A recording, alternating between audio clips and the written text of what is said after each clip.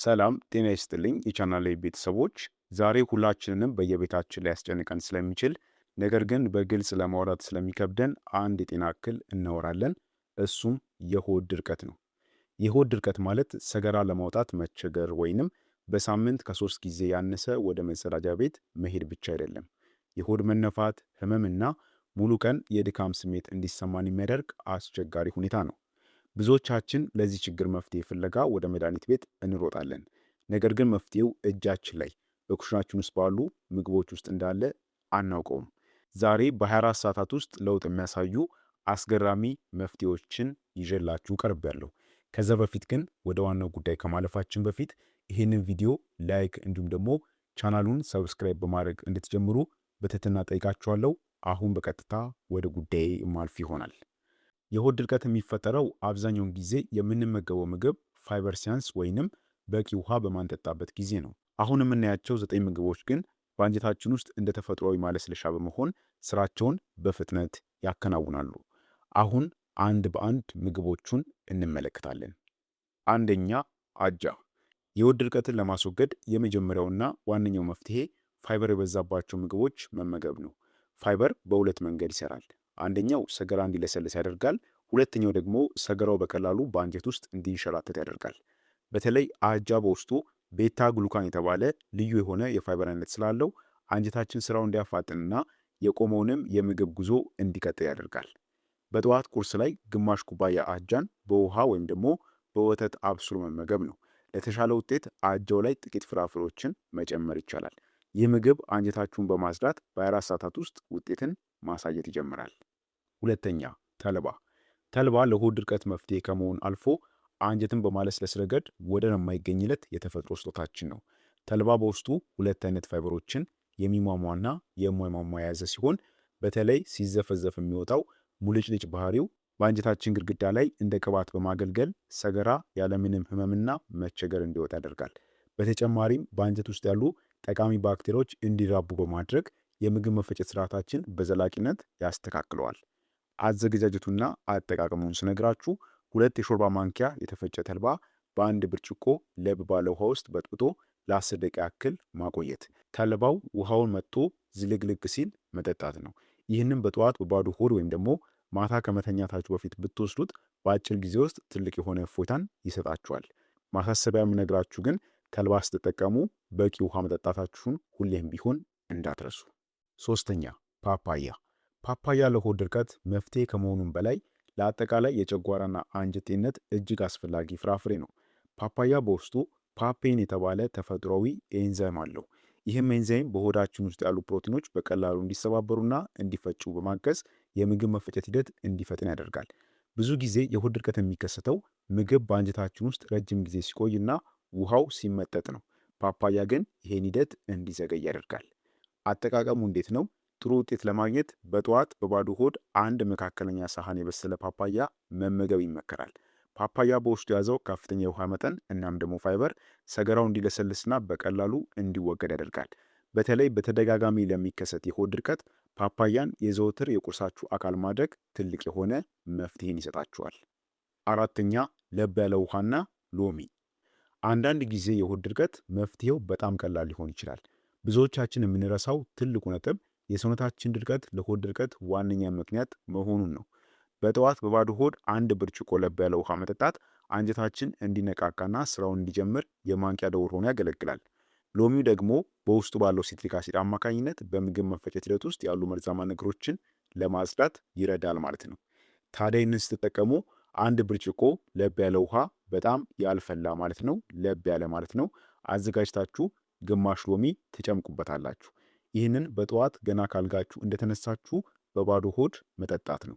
የውሃው ሙቀት የአንጀታችሁ ጡንቻዎች እንዲዝናኑና ሰገራን ወደ ታች እንዲገፉ ያደርጋል። ይህም ቀላል ልማድ በ24 ሰዓታት ውስጥ ብቻም ሳይሆን ሁልጊዜ የምትጠቀሙት ከሆነ የሆድ ድርቀት ሙሉ በሙሉ ታሪክ ያደርገዋል ማለት ነው።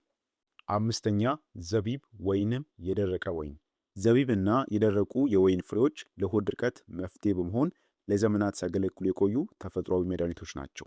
ዘቢብ በውስጡ ከፍተኛ መጠን ያለው ፋይበር ብቻ ሳይሆን ሶርቢቶል የተባለ ተፈጥሯዊ ስኳር ይዟል። ሶርቢቶል በባህሪው ውሃን ወደ አንጀት ውስጥ የመሳብ ከፍተኛ አቅም አለው። ይህም ደርቆና ጠጥሮ በአንጀት ውስጥ የቀረን ሰገራ በማለስለስ በቀላሉ እንዲወገድ ያደርገዋል ማለት ነው። ታዲያ እንዴት ትጠቀሙታላችሁ? አንድ እፍኝ ዘቢብ ወስዳችሁ በንጹህ ውሃ ማጠብ፣ ከዚያም በአንድ ብርጭቆ ውሃ ውስጥ ዘፍዝፎ ሌሊቱን ሙሉ ማቆየት ነው። ጠዋት ላይ ዘቢቡን መመገብና የተዘፈዘፈበትን ውሃ ደግሞ መጠጣት ነው። ይህ ዘዴ በተለይ ለሕፃናትም ሆነ ለአዋቂዎች ያለምንም የጎንዮሽ ጉዳት አንጀትን ለማጽዳት እጅግ የሆነ አስተማማኝ ዘዴ ነው ማለት ነው። ስድስተኛ የወይራ ዘይት። የወይራ ዘይት ለሆድ ድርቀት እንደ ተፈጥሯዊ ቅባት ሆኖ ያገለግላል። ይህም በአንጀት ውስጥ ደርቆ የቆየ ሰገራ በሰላምና ያለምንም ህመም ወደታች እንዲንሸራተት ያደርገዋል። በተጨማሪም በወይራ ዘይት ውስጥ የሚገኙ ጤናማ ቅባቶች የአንጀት ግድግዳን በማነቃቃት የምግብ መፈጨት ሂደት እንዲፈጥንና የተከማቸ ጋዝም እንዲወገድ ይረዳሉ። በጠዋት በባዶ ሆድ አንድ የሾርባ ማንኪያ ንጹህ የሆነ የወይራ ዘይትን መጠጣት ነው። ዘይቱን ብቻውን ለመጠጣት ስለሚከብዳችሁ ሰዎች ደግሞ ከጥቂት የሎሚ ጠብታዎች ጋር ቀላቅላችሁ መውሰድ ትችላላችሁ። ይህ ዘዴ ውጤቱን በፈጣኑ ለማሳየት ይረዳችኋል። ሰባተኛ እርጎ። እርጎ በውስጡ ፕሮባዮቲክስ የተባሉ ህይወት ያላቸው ጠቃሚ ባክቴሪያዎችን ይዟል።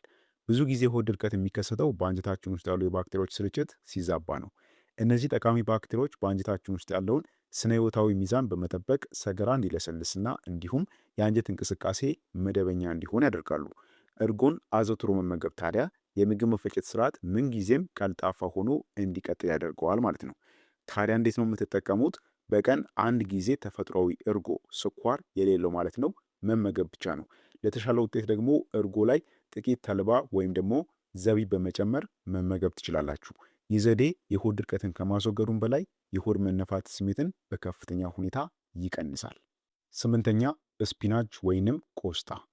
እንደ ስፒናች ያሉ አረንጓዴ አትክልቶች ለሆድ ጤንነት እጅግ ወሳኝ ናቸው። ስፒናች በውስጡ ከፍተኛ የፋይበር መጠን ብቻም ሳይሆን ማግኒዥየም የተባለ ማዕድን በብዛት ይዟል። ማግኒዥየም ውሃን ወደ አንጀት ውስጥ በመሳብ እናም የአንጀት ጡንቻዎች እንዲዝናኑ በማድረግ ሰገራ በቀላሉ እንዲወጣ ያደርጋል። ብዙ ጊዜ ማግኒዥየም በሰውነታችን ውስጥ ሲያንስ የአንጀት እንቅስቃሴ ስለሚዘገይ ለሆድ ድርቀት የምንጋለጥ ይሆናል። ታዲያ እንዴት ነው የምትጠቀሙት? ስፒናችን በሰላጣ መልክ ከአትክልት ጋር ወይም ደግሞ በጭማቂ ውስጥ በመጨመር ወይም በትንሹ አብስሎ መመገብ ይቻላል። በየቀኑ በምግባችሁ ውስጥ አረንጓዴ አትክልቶችን ማካተት አንጀታችሁ ምንጊዜም ንቁ ሆኖ እንዲቆይ ያደርገዋል ማለት ነው።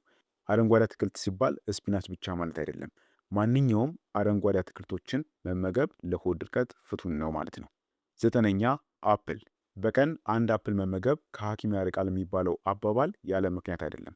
አፕል በውስጡ ፔክቲን የተባለ ልዩ የሆነ የፋይበር አይነት ይዟል። ይህም ንጥረ ነገር በአንጀት ውስጥ ሲደርስ በፍጥነት በመብላላት ሰገራው መጠኑ እንዲጨምርና እንዲለሰልስ የሚያደርግ ነው። በተጨማሪም አፕል በውስጡ የያዘው ከፍተኛ ውሃ አንጀታችን ሳይደርቅ ስራውን እንዲያከናውን ይረዳል። እንዴት ነው የምትጠቀሙት? አፕልን በምትመገቡበት ጊዜ መርሳት የሌለባችሁ ዋና ነጥብ ከነ ቆዳው መመገብ አለባችሁ። ምክንያቱም አብዛኛው ፋይበር የሚገኘው በቆዳው ላይ ነው። በየቀኑ አንድ አፕል መመገብ የሆድ ድርቀትን ከመከላከሉም በላይ ለጠቅላላ የሰውነት ጤንነት እናም ደግሞ ለቆዳ ውበት እጅግ የሆነ ጠቃሚ ነው። ስለዚህ እነዚህ 9 ምግቦች ለሆድ ድርቀት እጅግ ፍቱን የሆኑ በአጭር ጊዜ ውስጥ ከፍተኛ የሆነ ለውጥን የምታገኙባቸው ድንቅ መፍትሄዎች ናቸው ማለት ነው። ታዲያ እነዚህ 9 ምግቦች በምግብ ዝርዝራችሁ ስታካትቱ ውጤቱን ይበልጥ ፈጣን ለማድረግ የሚከተሉትን አሁን የምነግራችሁን 3 ነጥቦች መርሳት የለባችሁም። አንደኛ ውሃ መጠጣት። ይህ ከምንም በላይ ወሳኝ ነው። ፋይበር ያለ ውሃ ስራውን መስራት አይችልም። እነዚህ ምግቦች በልታችሁ ውሃ ካልጠጣችሁ የሆድ ድርቀቱ ይባባስባችኋል። ስለዚህ በቂ ውሃ መጠጣታችሁን እርግጠኛ መሆን አለባችሁ። ሁለተኛ እንቅስቃሴ ማድረግ። ከምግብ በኋላ ለ10 ወይም ደግሞ ለ15 ደቂቃ ያክል በእግር መጓዝ አንጀታችሁ ምግብን ወደ ታች እንዲገፋ ትልቅ የሆነ እርዳታን ያደርግለታል። ስለዚህ እንቅስቃሴ አድርጉ። ሶስተኛ ጊዜ መስጠት ነው። ሰውነታችሁ ለተፈጥሮ መፍትሄዎች ምላሽ ለመስጠት የተወሰነ ሰዓት ያስፈልገዋል። ስለዚህ እነዚህ ምግቦች ተመግቦ ለውጡን በትዕግስት መጠበቅ ያስፈልጋል ማለት ነው። ስለዚህ እነዚህን 3 ወሳኝ ነጥቦች ከአመጋገባችሁ ጋር በተያያዘ በፍጹም መዘንጋት የለባችሁም ማለት ነው። ስለሆነም የቻናሌ ቤተሰቦች የዛሬው መረጃችን ይህን ይመስል ነበር። የሆድ ድርቀት ቀላል ቢመስልም ካልታከመ ግን ለሌሎች የጤና ችግሮች ሊዳረግ የሚችል ችግር እንደሆነ እንዳትዘነጉ። ስለዚህ ዛሬ የተነጋገርንባቸውን 9 ተፈጥሯዊ ምግቦች በመጠቀም ጤናችሁን በቤታችሁ መጠበቅ ትችላላችሁ ማለት ነው። ቪዲዮ ጠቃሚ ሆኖ ካገኛችሁት ለወዳጅ ዘመዶቻችሁ እንዲደርስ ሼር ማድረጋችሁን አትርሱ። እንዲሁም ለቻናሌ አዲስ ከሆናችሁ ሰብስክራይብ እያደረጋችሁ ቤተሰብ ሁኑ። በጣም ጠቃሚና አስፈላጊ የሆኑ የጤና መረጃዎችን የምታገኙበት ቻናል ነው። ለዛሬ በዚህ ብቃን። በቀጣይ በሌላ አስተማሪ የጤና ቪዲዮ እስክንገናኝ በጤና ቆዩልኝ። ቸር ሰንብቱ።